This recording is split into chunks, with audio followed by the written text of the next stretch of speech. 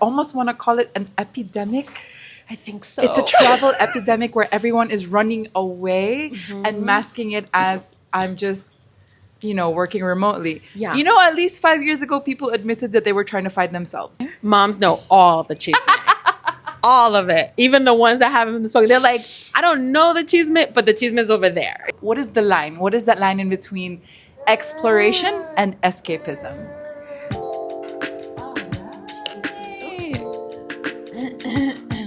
Hello, everyone, and welcome to the third episode of Vulnerable Conversations with Mayan. And today I have a special guest, Ana. What's your last name, by the way? Polanco. Ana Polanco.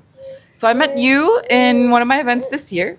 That's right. And we recently met as well again in a co-working session where apparently after I left, you guys had a very deep conversation about the topic of digital nomads, and I guess the idea of this is somehow a new way to escape. It used to be just simply traveling, but now people have been masking it as I'm going to be working remote. I think is a very common thing that people use nowadays to run away, I suppose. But tell me about how that conversation went with you guys when I left. Yeah, absolutely. So I'm Ana Polanco, originally from New York. I run something called the Well Dreams Coaching Program and Family Constellations work. And I have recently just been really curious about why it is that people are traveling. People say all kinds of things about why they're traveling, but I wanted to hear, okay, if you've been traveling for more than 2 years, what are you traveling for? What's interesting about it? And in that conversation, this whole thing unfolded about escape, which it was really curious for me, and also what's happening? Wait, this is interesting. We're about to go deep. And so each person shared a little bit about what was going on for them at home, which I obviously won't get into, but this concept that some of us are traveling because there's something we're not satisfied with in our personal lives or with ourselves or with the relationships, or maybe we're disconnected from community. Something is happening for people and they feel like they need to escape, and it's not enough to change apartments. Oh my gosh. Wasn't it only 5 years ago where we took 2-week trips to run away from a breakup, and then now it's become year-long travels. It's become 2-year-long travels. And I feel like you're right. I didn't even think about it that way until you mentioned it, where so many people are now using that excuse, one, since they work remote anyways, two, it's just so much easier. I feel like I almost want to call it an epidemic. I think so. It's a travel epidemic where everyone is running away and masking it as I'm just, working remotely. Yeah. At least 5 years ago, people admitted that they were trying to find themselves. Exactly. Is there a story about your life that is something a bit more related to this? Is that something very alive in your story, I suppose? I think it was, in the beginning. I think, so I left the United States and New York in particular in 2021.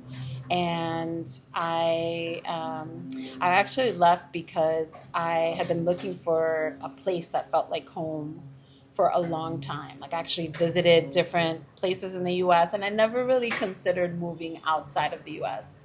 And then the pandemic hit, and I worked crazy in that first year, but I was stuck in this little apartment. And sorry, can you quickly give me a background of where you're from and your family's from? Yeah, so I'm from New York, born and raised, and my mom is from Colombia, and my dad is from Dominican Republic. And I actually come from a family that has actually migrated across multiple generations. So that part is not strange for us. My grandfather migrated from Spain on my mother's side. My dad's side of the family are Afro-descendants, so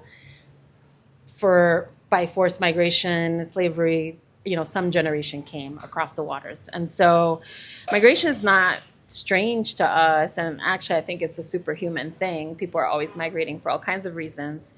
But But I never thought that I was going to leave the United States. Never occurred to me. I mean, for travel, yes, for fun, right? For vacation, but not to live. And then What was that moment that made you think, I have to leave? yeah. So I went to Mexico twice, just for a month. And each time I thought, okay, I feel better now. I'm going to come home. You found yourself a little bit? I found myself a little bit. I got to rest. A lot of it was about rest. Mm-hmm. Like I somehow could never really rest in New York. Mm-hmm. And then the second time, I didn't sleep for 5 days when I came back. And I could feel, I didn't have like a rational or logical reason, but I could feel that I should go. So no logical, rational There was reason. nothing logical. There was a push. There was like an energetic push, a feeling that it was time to leave the U.S. And so I did. What year was this? That was in 2021, September of 2021. And I said, well, I'm going to spend 6 months in Mexico since it was the last place I was in and see how it goes. And I could always come back home, right? Still thinking I'm coming back home. And I literally put everything in storage. I barely purged. And 2 years in, I realized that no, like there's something deeper going on with me. And I need to uncover what that is. Like something for me was either unsatisfying about living in the States, or I felt disconnected from myself. I didn't know exactly what. But it was then that in that journey to Mexico, that I started to uncover it. Yeah. Yeah. With that in mind, Yes. remembering how you started, do you feel like you have been a part of this epidemic of escaping? I think so at times, especially early on, like in the first couple of years. I think I felt that I was escaping the U.S. experience, which is a harsh one, particularly for people of color. It can be really draining to have to kind of try to make yourself visible and seen in a culture that doesn't see you.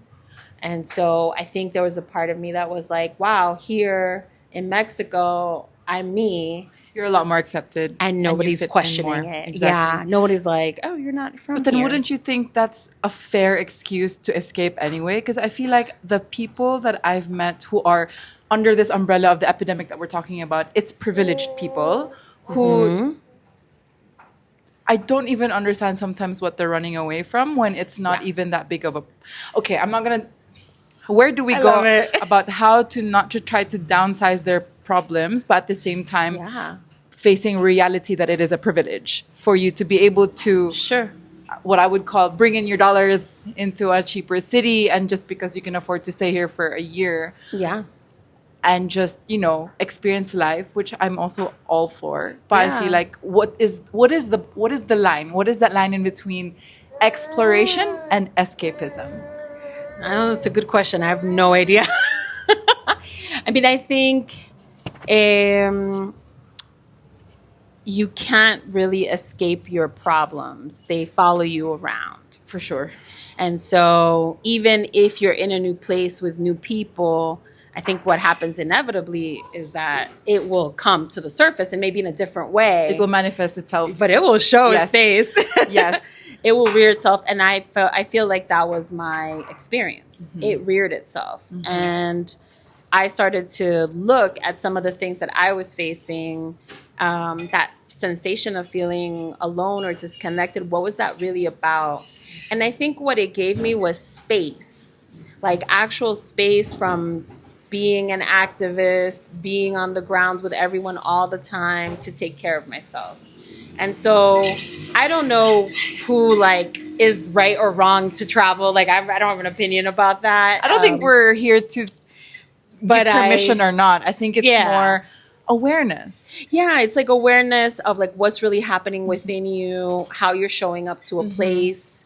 And if you're escaping something per se. Well, what is it that you are escaping, and can you keep working on it even while you're outside of maybe your home, right? Or Your how much homelands. longer are you going to wait to actually face it? Because Yeah.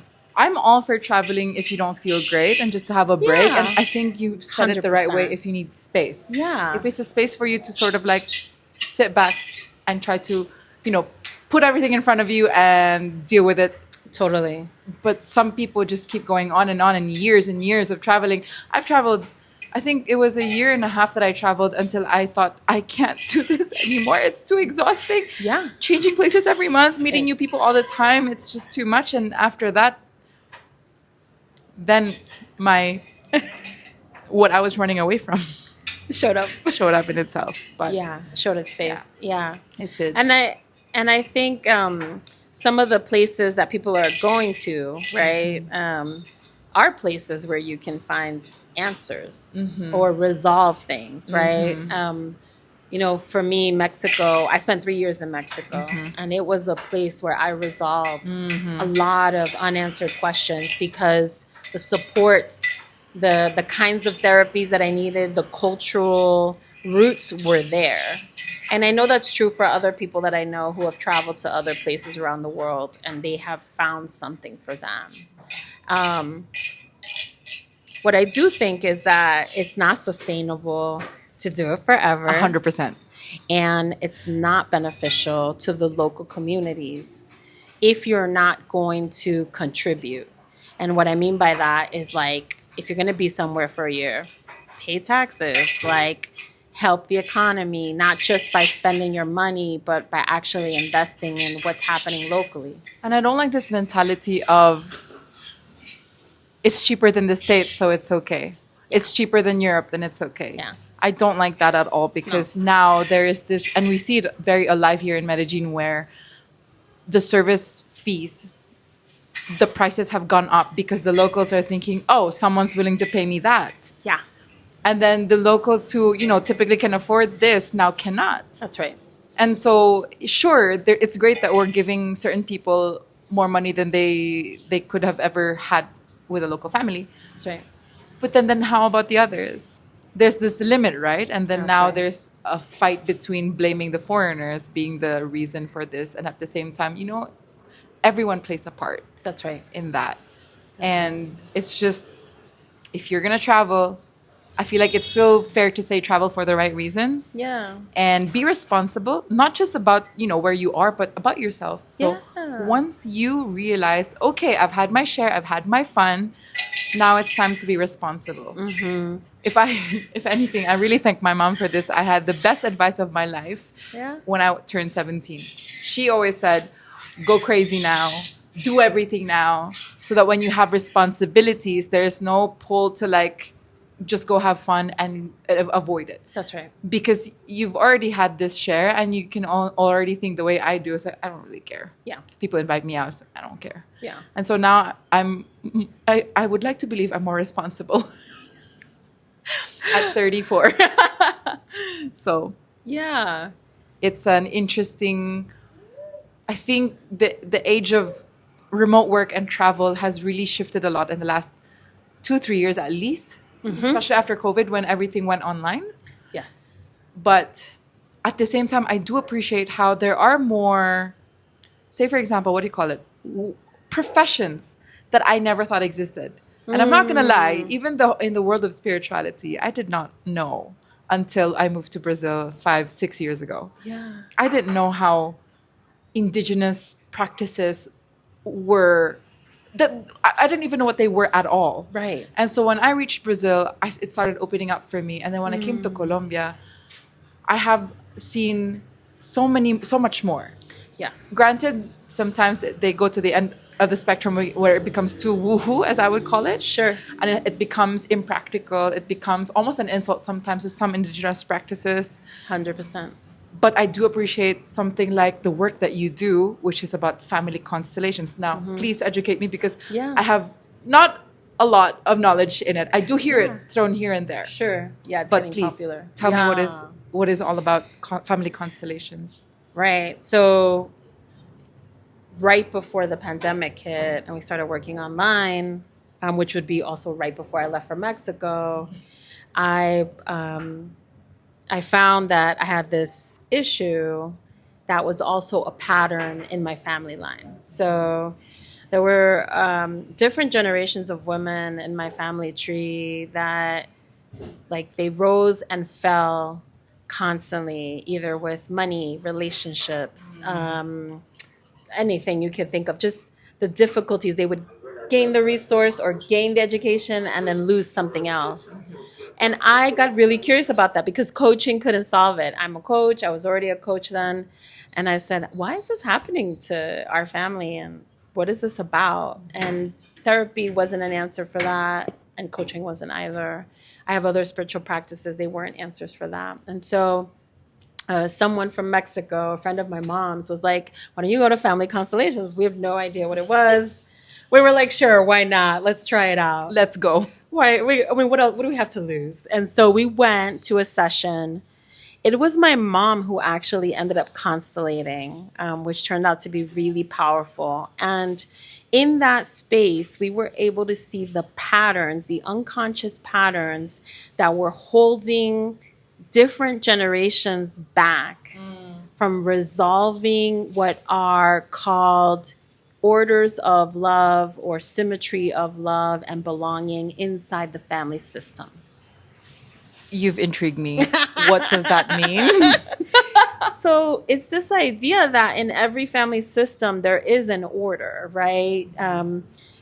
I can't be bigger than my mother because my mother came first, or I can't be, you can't be bigger than your great-grandfather, because he came first. Whether we agree with how they live their life or not, there is an order to the family. And when that order is disrupted, then that's when we start to have these unconscious loyalties to people and situations that continue to repeat themselves like a pattern.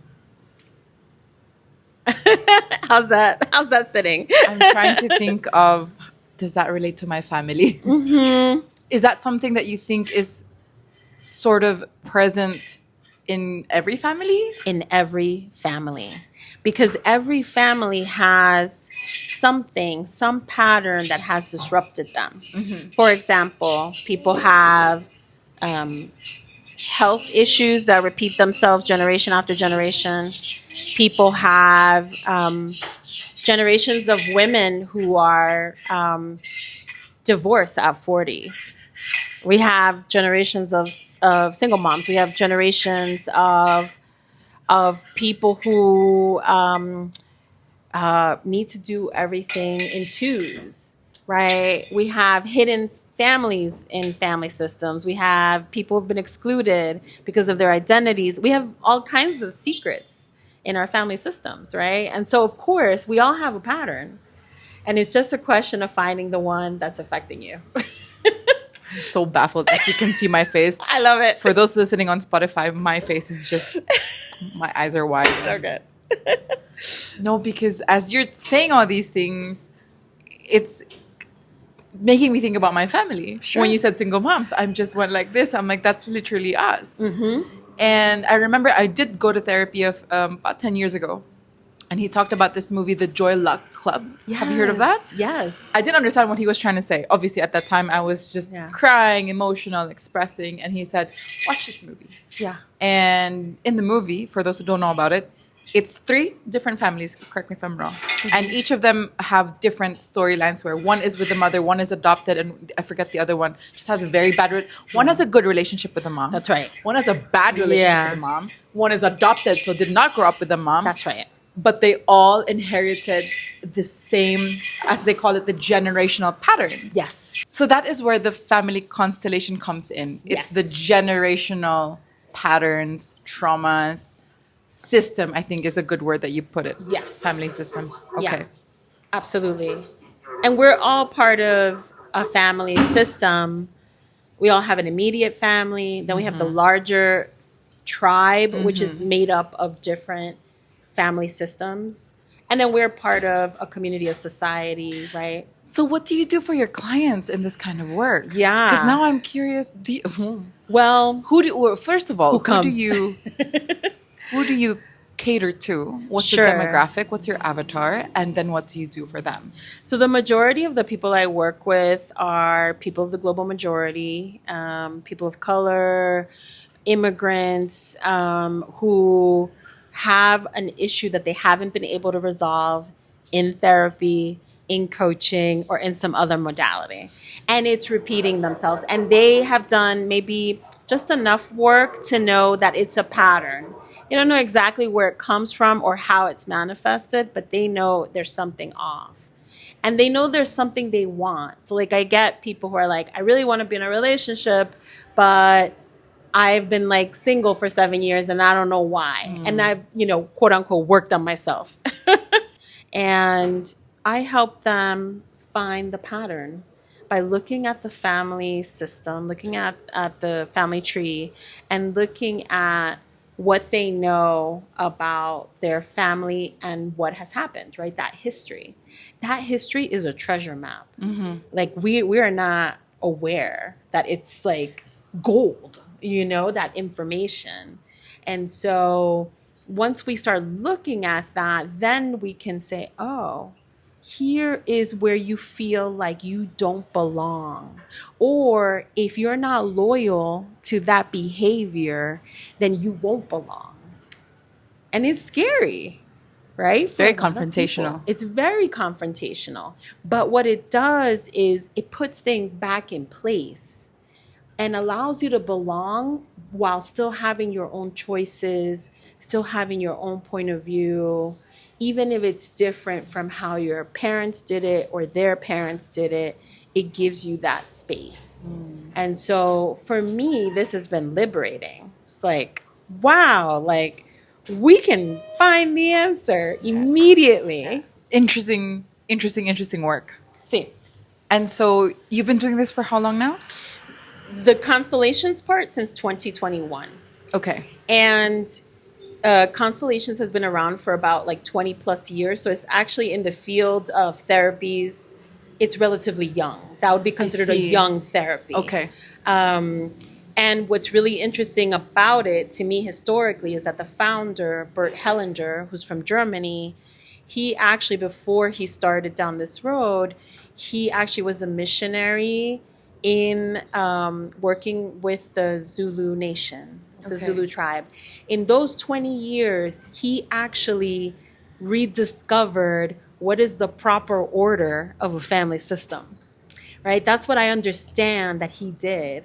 And then from that, he was able to leave that. He left being a missionary and then became...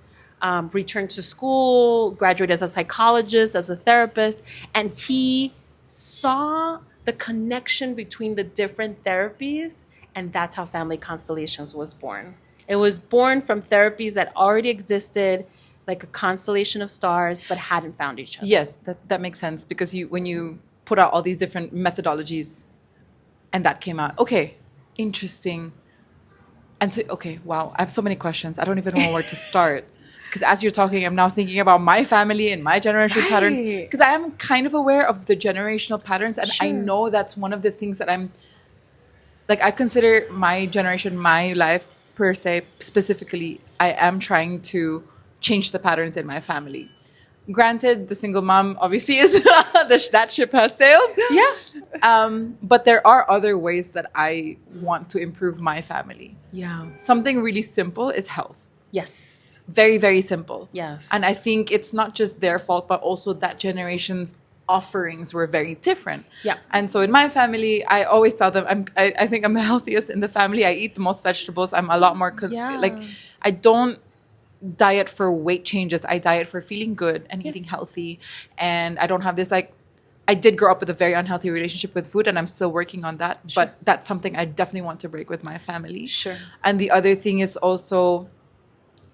I don't know if it's a family pattern, but I think it's more cultural. Okay. This wanting to be outside of the country, but not in the typical way that Filipinos are abroad. Okay. So it's more career. Yes. So very common. Filipinos go abroad to be domestic helpers, to be nurses, and all this. And so I am pretty proud of myself to have gone outside of that. And I am traveling the world. I do live abroad, but not as those stereotypes. Things. My grandmother was in the States as a caregiver, all like, domestic helping as well, because she was illegal for quite some time. And I can name so many other aunties and family members that have gone through that. And I think now I'm very curious, to what extent does family constellation cover? Does it cover career? Does it cover... It covers everything. Oh, wow. Everything, which is what makes it so magnificent. It's like just about anything where you feel unease, or you feel a lack of belonging, or you feel like something is missing or absent, it can work towards that. It can work for that. In your work, what has been the most interesting, wow, I can't believe this happened, or this exists kind of pattern, I suppose? I think because I work with a lot of people who are either children of immigrants or immigrants themselves, the most fascinating and consistent one is the role of the eldest. The role of the eldest daughter, the eldest son, or the role of the middle child becoming the eldest, right? There's sometimes because the eldest didn't quite do the things that they normally do, so then the middle child like steps in and becomes the eldest. There's all kinds of dynamics around the eldest or the oldest sibling. Why does it seem like everything you're saying is exactly related to me? I don't know. Because I lost my brother, the oldest. And so my sister, who's the middle child, obviously, I'm not sure if she ever felt that role to step up as the older child. But then now I'm curious because you said that. And what is the common pattern in that? What is the common... Almost always there's something that eldest sibling can't give, or because they've passed on, they're not present. And so it's almost like a desire to fill a gap and a desire to take up space while parents are mourning, even if they might be doing all the normal things that you see them doing, working, providing for the household. They may not energetically and spiritually be present. And we sense that. I think we take for granted that that's not there, that it's enough to put food on the table. It's not, right? That's the immigrant story. It's like, well, we put food on the table and we paid the bills and that's enough. But that's actually not true, that there is a spiritual and an energetic dimension to this. And we can sense when something is missing. And when something is missing, sometimes because of our sense of loyalty and love for the family, we will step up into a seat and a place that is not ours to take up. And so if we've lost the eldest sibling, or if the eldest sibling is there but simply can't, for their own life story, give what they would normally give, then we step up, but then we neglect our role, our actual role, right? The one we're supposed to be in, and we don't get to take. So that's crucial in family constellations. It is the youngest child's job to take from the one above them, right? So if you're, let's say, one of three, and you're the youngest, it's your job to take from your eldest siblings and from your parents. That's the lucky one. They get to take from everyone, right? I'm not going to deny that. But if you're the eldest, you take from your parents, but you give to your siblings. And what I mean by that is they're learning through your lived experience, right? And they can either learn and accept your lived experience, this is the hard part, or they can struggle with the fact that you're not filling the seat the way you normally would. I almost want to ask the audience, is this what everyone is running away from? Yeah. Because contrary to the popular things that people run away from, it's typically a breakup, a romantic partner. But I've always had this feeling in my bones, even through my coaching, I don't even want to deal with relationships or romantic relationships, because I feel that a foundational problem is actually family. Yes. So even if you're struggling with romantic relationships, I think that's not even what you should fix. It's your family. It's your, what I call foundational relationships that you have to switch, to change. and fix before anything else ever can fix. That's right.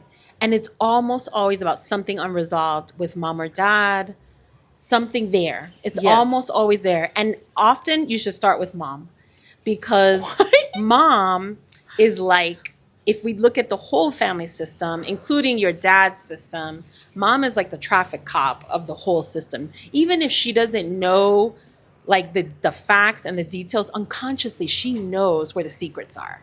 And so often when we start a family constellation, we will put the mother in, even if she's not the center, so that she can show us where the problem is. Is this another way of saying moms know all the chisme? Moms know all the chisme. All of it. Even the ones that haven't been spoken. They're like, I don't know the chisme, but the chisme is over there. You know? My goodness. So in the funner way of putting it is there's the chisme starts with the mom can point to all the directions, and then you can figure it out from there. Exactly. Interesting. Exactly. Oh my. I know. Because now I'm thinking about how obviously I started traveling because of a breakup. Okay. But to be honest, it wasn't the breakup. I didn't choose to travel because of the breakup. I actually just isolated myself in a small hill in an island where I had no neighbors. I love it. And my mother was very concerned, and she was very much worried about my mental health because I suddenly became quiet. Yeah. And I said, look, I'm just processing things. And she goes, before you met B, we were together for 4 years. Before you met B, what did you want to do with your life? Yes. And at that point, I was 21, 22. Yes. I said, oh, I don't know. I guess I'll travel the world. And my mom goes, okay, so why don't you do that now? I said, as any heartbroken person would say, I don't want to. I'm not ready. I don't think I should. Right. Nah, I'm too lazy. Right. Long story short, my mom basically booked a flight for me. Oh. She said, I love that. October 5, you're leaving. You're going to Malaysia. I bought your flight. And Oh my gosh. right now she regrets it because I never looked back. Yeah. Wow. She told me after 6 months, you're not coming back, are you? And I think whatever pushes you to... I feel like there's always reasons that you are pushed to certain directions. Yes. And, you can always fight it, but it will always present itself. And I think at that point, my mom was really pushing for me to leave, even though in her heart, that's not what she wants, for me to completely be gone abroad. Sure. She just wanted to help me. Yeah. But then that actually sparked, okay, now that I'm in another country, I have that space to now think about, okay, can I deal with this now? What am I needing to fix? Yeah. True enough, 7-8 months after I came back and I cleared things up with my mom about a lot of things. That's why when you said mom is the center, I was thinking, you're actually not wrong. Because in my life, I thought I had daddy issues, as they would call it. But actually, my therapist said I had mommy issues. And it was because of unresolved issues with my mother, etc. Yeah. And so, true enough, my mother had all the answers. And I think I was very much confronted with everything when I was locked down in Brazil. Okay. So I was alone, Yeah. living in Brazil, open. And it's interesting, I told you that my spiritual side only came out when I came to Brazil and South America. It's because that is the culture here. It gives you this different perspective. In the Orient, in the East, we have different ways of approaching it. Sure. Different, modalities of spirituality and religion. And then we have South America, where it's more, wow, this is a different kind of spirituality that I never thought of. And that was the time that I was confronted with family issues. Yeah. And having to be really away from family and forced to do that. And I think that's how I think people should, if you're able to travel, if you're able to be a digital nomad and live this life, it is a huge privilege. And I think you should take advantage of that fact that, okay, now that I have this, how can I be a better person? Instead of filling it with fun and fun and fun and fun and just like the escapism. Don't wait too long. Don't wait too long. Use this privilege, use this time, because I don't know, I feel it's such a waste of an opportunity. And the answers are often right there. They're right in front of you, but you have to look. You have to want to see. And that is actually a part of Constellations, is you can't look away from what's really happening. And every family member needs to look, see, and accept. And I love what you said about your mom, because I feel like what she was doing by giving you the ticket was giving you this like unconscious like bendición, like go. And I don't think she Right? even realized that She didn't herself. realize it, but unconsciously she Yes. probably was like, yeah, of course. You need this. You need to get out. Right. Yeah. Do what you wanted to do. Yeah. Because that was something I wanted to do. And I think there's a very, very big reason why it didn't happen right then. Yes. That I met B. Yeah. And we were together for 4 years. Yeah. All that had to happen because again, everything happens for the right reason at the right time. If That's I right. traveled at 22, Yeah. Oh. very different experience. Yeah. Whereas traveling at 27 Yeah. It's a and big really change. having a different, army of experiences and knowledge and wisdom, I would not have treated my travels the same way. That's right. That's right. I love it. Very I love interesting. it. It's so interesting. This episode, what? So, if there is a parting message that you can give to our audience Yeah. about traveling, working on yourself, family constellations, what's something you wish people would do, I suppose, Yeah. or take from this? I think the escapism question goes well with thinking about your sense of belonging. And so if I want people to do anything, is to really think about what it means to belong, and like how they belong, and what's that doing not just for them but for the people around them. Yeah. Beautifully put. I'm not even going to add to that. Thank you so much for listening. Thank you. And This was so fun. thank you.